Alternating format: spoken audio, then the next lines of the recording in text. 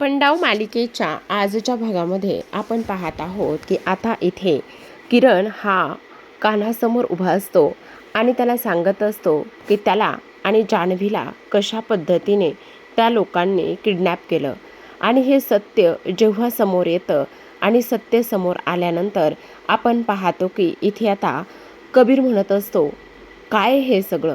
म्हणजे त्या लोकांनी तुला किडनॅप केलं? सिरियसली? आणि कशा पद्धतीने काय केलं, कशा पद्धतीने इथे टॉर्चर करण्यात आलं, ह्या सर्व गोष्टी आता इथे तो सांगण्याचा प्रयत्न करत असतो. आणि तेव्हा कबीर म्हणत असतो, हे सर्व कोणी केले आणि कशामुळे केले? तेव्हा तो म्हणत असतो, सॉरी यार कबीर, खरंच सॉरी.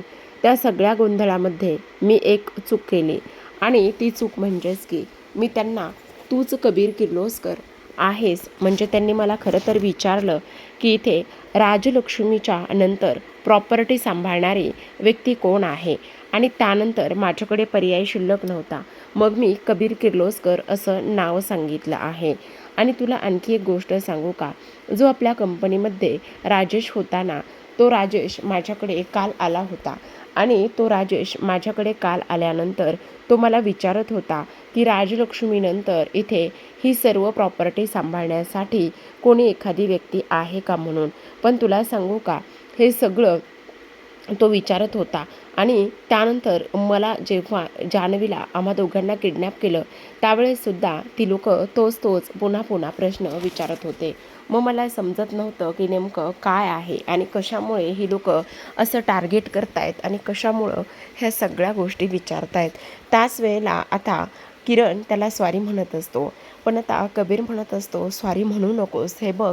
तेव्हा मला नाही समजत हे सगळं कोण आणि कशामुळे करत असेल तर. आता इथे कबीर म्हणत असतो, अरे कोण आणि कशामुळे करतंय ही साधी सिंपल गोष्ट आहे. तर ह्या सर्व गोष्टींच्या मागे एक आणि एकच व्यक्ती आहे, ती म्हणजेच की सरकारच ही सर्व गोष्ट करत असेल आणि सरकारच ह्या सर्व गोष्टींच्या मागे आहे असं आता इथे तो बोलत असतो. तेव्हा आता इथे किरण म्हणत असतो, मला एक गोष्ट कळत नाही.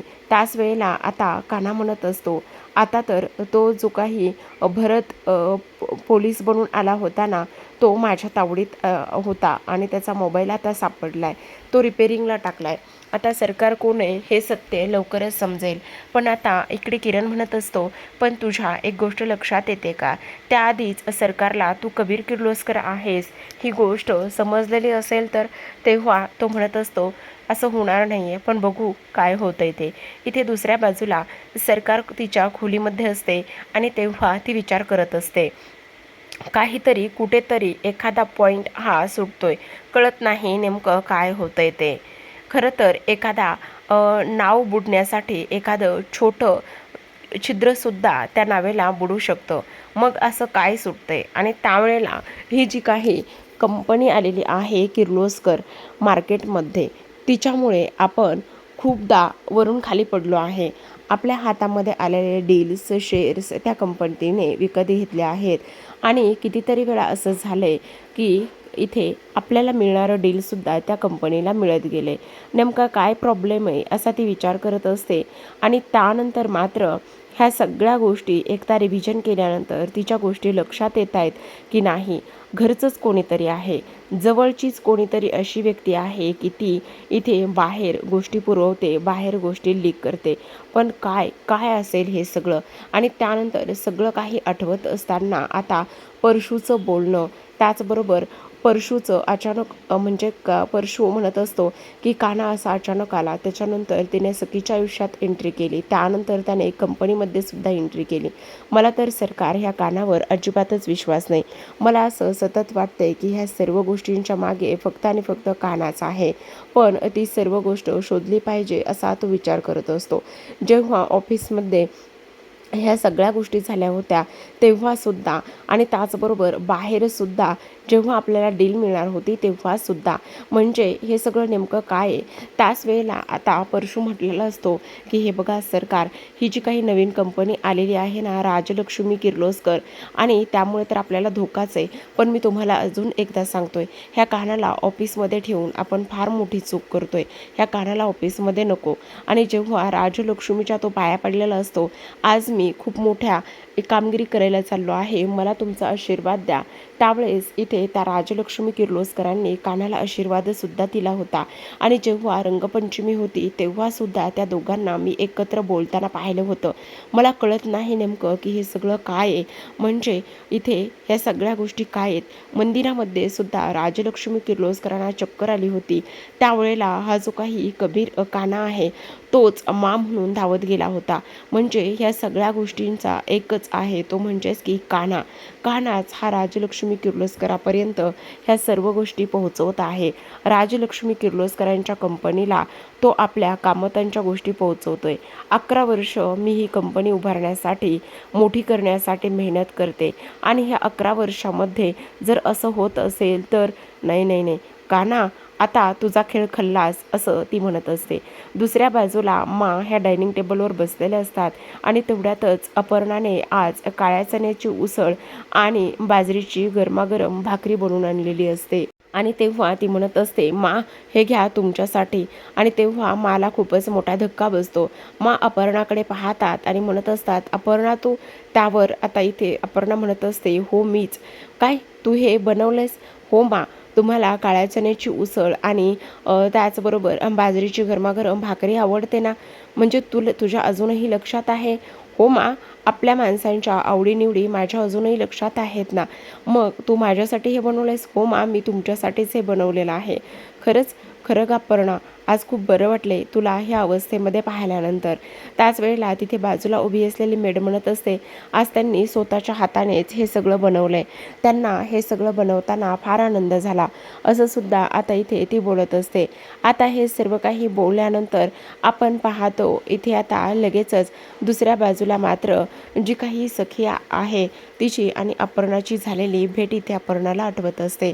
तेव्हा आता मा तिला म्हणत असतात, जेव्हा जेव्हा कबीरने इथे तुझ्यासाठी दुसरा दवाखाना बघितलाय ना तेव्हापासून तुझ्यामध्ये बरीच सुधारणा झाली. त्यावर अपर्णा म्हणत असते, मा प्रत्येक दुखण्याचं सोल्युशन हे औषध नसू शकतं.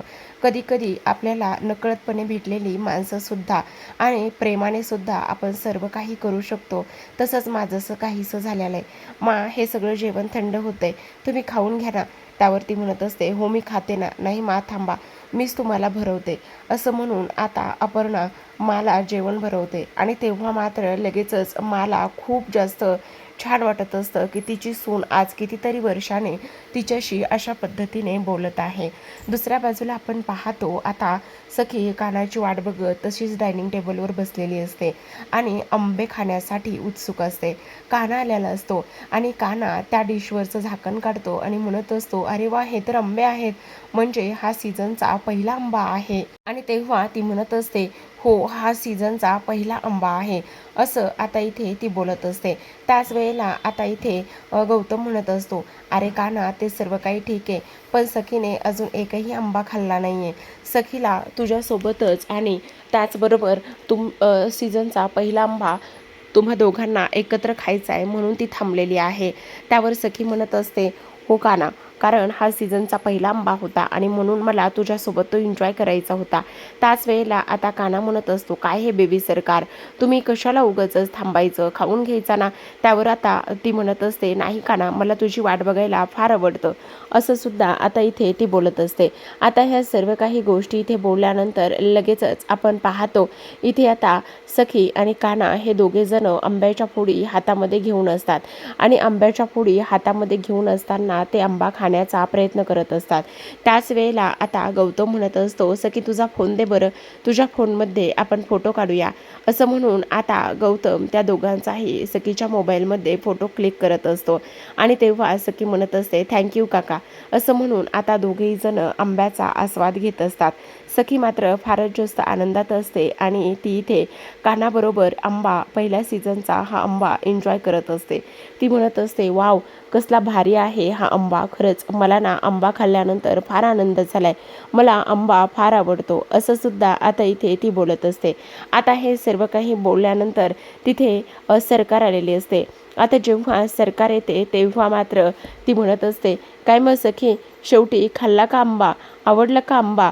आणि कान्हा आल्यावरच आंबा खाल्लास बाबा तू तर. काय रे कान्हा, तू आल्याशिवाय ती आंबा खाणारच नव्हती असं म्हटली होती. त्याच वेळेला आता इकडे सरकार म्हणत असते, मी काय म्हणते, उद्या अक्षय तृतीया आहे, तर आपण छान आमरस बनवूयात ना, आणि आमरस आणि पुरीचा बेत करूया, असं ती म्हणत असते. तेव्हा सखी म्हणत असते, ए आई, तुला आठवत आहे का गं, मस्त बाबा आणि मी दरवर्षी मस्त आमरस बनवायचो आणि तू पुऱ्या तळायची. त्याच वेळेला ती म्हणत असते, हो आठवतंय नाही कसं, आठवतंय ना, मग आता यावर्षीसुद्धा आमरस आणि ते बनवूयातच ना. तेव्हा परशू म्हणत असतो, यावर्षी ना तू आणि कान्हा दोघेजण आमरस बनवा. तेव्हा कान्हा म्हणत असतो, ए नाही नाही नाही, मला हे असं आमरस वगैरे ह्या सर्व गोष्टी अजिबातच बनवायला येत नाही आहेत बरं का, सॉरी, असं तो इकडे म्हणत असतो. आणि तेव्हा आता इकडे सखी म्हणत असते, अरे कान्हा काय रे, तुला येत नाही बनवायला तर मग काय झालं, मी तुला बनवायला शिकवेल ना आमरस. तसंही पाहायला गेलं ना तर तू मला चाळीमध्ये किती काही काही गोष्टी शिकवल्यास, असं ती त्याला म्हणत असते. दुसऱ्या बाजूला आता मा जेवत असतात तर अपर्णा ही आईस्क्रीम एन्जॉय करत असते. आणि तेव्हा अपर्णा म्हणत असते, आई खरंच खूप गोड आहे आईस्क्रीम, छान आहे आई, प्लीज तुम्ही का बरं नाही घेतली. तेव्हा आता इकडे राजलक्ष्मी म्हणत असते, तुला आवडतंय ना, खा मग, ते वितळेल ना. तेव्हा ती पुन्हा म्हणत असते, आई प्लीज घ्या ना तुम्हाला सुद्धा.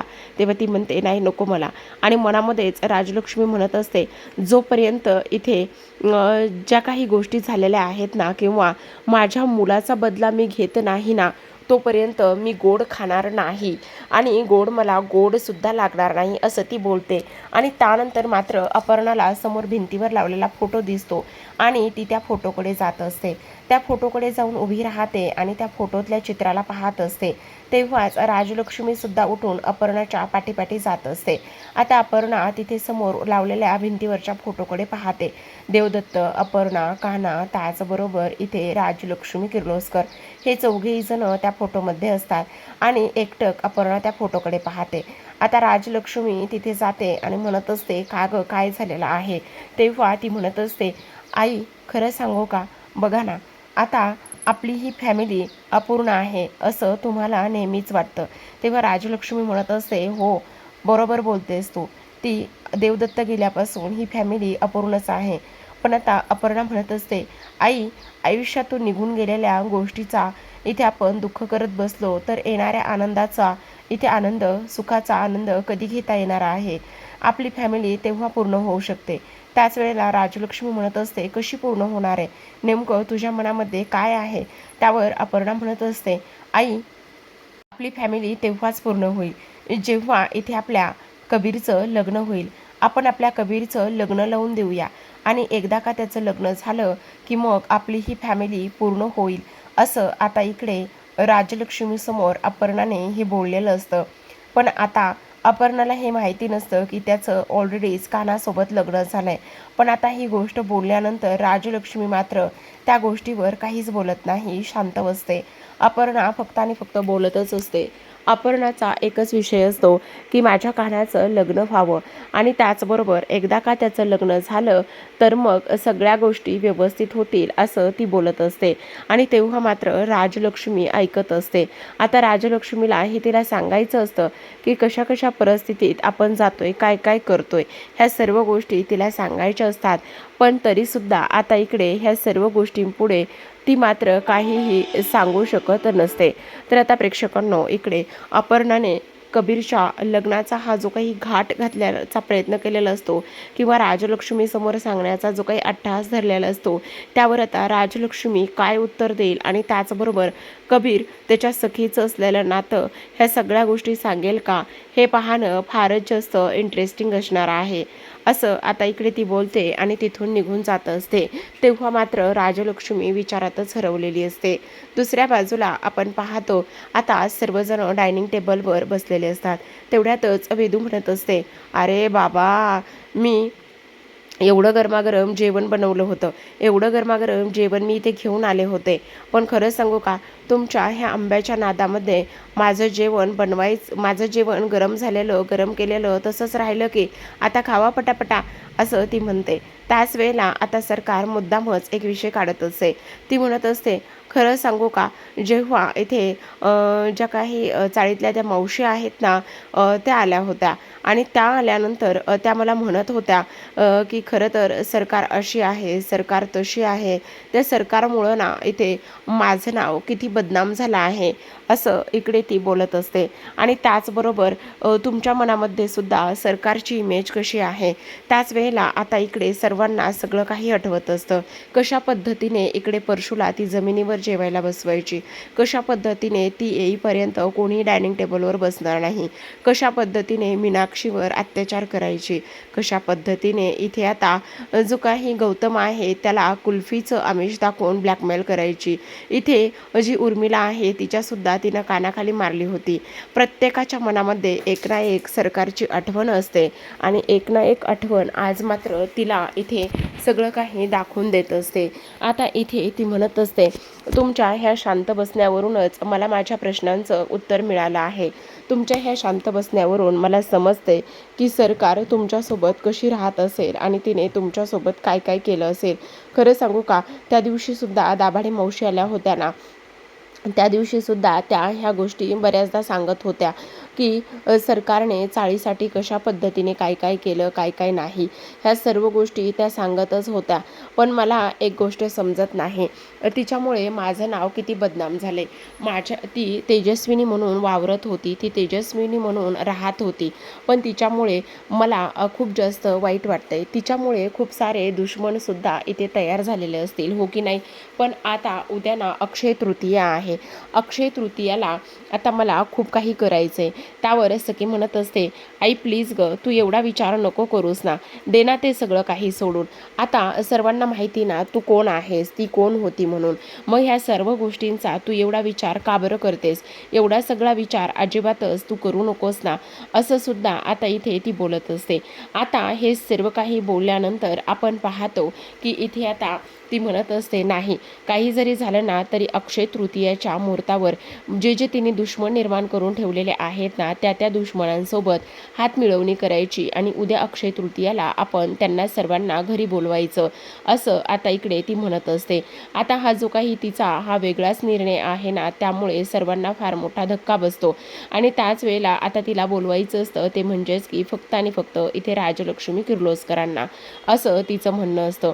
आणि तेव्हा ती म्हणत असते, मार्केटमध्ये इथे जे काही राजलक्ष्मी किर्लोस्कर आहेत ना, त्यांच्यासोबत सुद्धा इथे माझी दुश्मनी आहे. म्हणजे इथे जी काही सरकार आहे ना, त्या सरकारने दुश्मनी करून ठेवली आहे आणि त्याचमुळे मला असं वाटतंय की आता त्यांच्यासोबत सुद्धा आपण बोलावं आणि त्याचबरोबर हे जे काही दुश्मनी आणि ह्या सगळ्या गोष्टी आहेत ना, त्या क्लिअर कराव्या असं मला वाटतंय.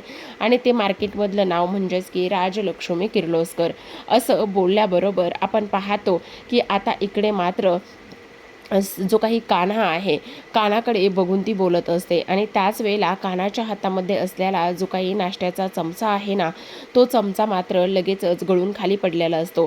तेव्हा सर्वजण आता इकडे त्याच्याकडे पाहतच असतात.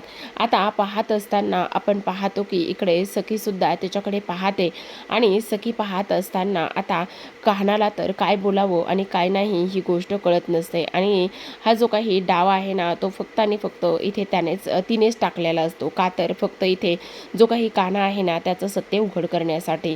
तर आता प्रेक्षकांनो, आजच्या भागामध्ये एवढंच. उद्याचा भाग तर फार असा इंटरेस्टिंग असणार आहे बरं का, कारण उद्याच्या भागामध्ये आपल्याला शेवटी असं पाहायला मिळतंय की आता इकडे अक्षय तृतीयाच्या मुहूर्तावरच इकडे आता जी काही सखी आहे ना, ती सर्व प्रॉपर्टी इथे आता सरकारच्या नावावर करायला घेत असते. आणि प्रॉपर्टी सरकारच्या नावावर करायला घेत असताना आता इकडे तेवढ्यातच कान्हा येतो आणि कान्हा म्हणत असतो, थांबा बेबीज, सरकार, तुम्ही फार मोठी चूक करताय. तुम्ही अशा पद्धतीने वागू नका. कारण ही जी काही प्रॉपर्टी आहे ना, ती प्रॉपर्टी तुम्ही जिच्या नावावर करताय ती कोण आहे ह्या सगळ्या गोष्टी जाणून घेतल्याशिवाय तुम्ही असं नाही करू शकत, असं तो बोलत असतो. आणि तेव्हा सखी म्हणत असते, म्हणजे तुला नेमकं काय म्हणायचं आहे? आणि त्याच वेळेला आता इकडे तो म्हणत असतो, कारण तुम्हाला एक गोष्ट लक्षात येते का? ही बाई जी आहे ना, ती खरी तुमची आई नाही आहे, तर ती सरकार आहे, असं ती म्हणत असते. त्याच वेळेला आता इकडे सरकार म्हणत असते, खोट्या माणसाने, खोटा घालून फिरणाऱ्या माणसाने कोण खरं कोण खोटं ह्या गोष्टी इथे बोलू नयेत, असं ती म्हणत असते. आणि तेव्हा तो म्हणत असतो, म्हणजे तुम्हाला नेमकं काय म्हणायचं आहे? त्याच वेळेला आता इकडे ती म्हणत असते, तू कोण आहेस? तू खरा कान्हा महाडिक नाहीस, तर तू कबीर किर्लोस्कर आहेस. हे सत्य आहे. आणि तू सखीला फसवलंयस, तू सर्वांना फसवलेला आहेस आणि तू कबीर किर्लोस्कर आहेस, असं ती बोलत असते. तेव्हा इकडे आता तो म्हणत असतो, तुम्ही काहीही कसं बोलताय? त्याच वेळेला आता इकडे सरकार म्हणत असते, मी काही बोलत नाही, मी जे काही बोलते ते अगदी खरं बोलते, कारण माझ्याकडे ह्या सगळ्या गोष्टींचे पेपर्स आहेत, पुरावे आहेत, असं म्हणून आता कान्हा महाडिक नसून कबीर किर्लोस्कर असल्याचा पुरावा शेवटी जी सरकार आहे त्या सरकारने कान्हासमोर पकडलेला असतो. प्रेक्षकांनो, हे पाहणं फार इंटरेस्टिंग असणार आहे की आता कान्हा त्या घरात राहील का, की सखी आणि त्याचबरोबर कान्हाच्या नात्याचं नेमकं काय होईल, पाहूयात येणाऱ्या भागामध्ये. तोपर्यंत तुम्ही पाहत राहा लपंडाव. भेटूयात उद्याच्या भागात. धन्यवाद.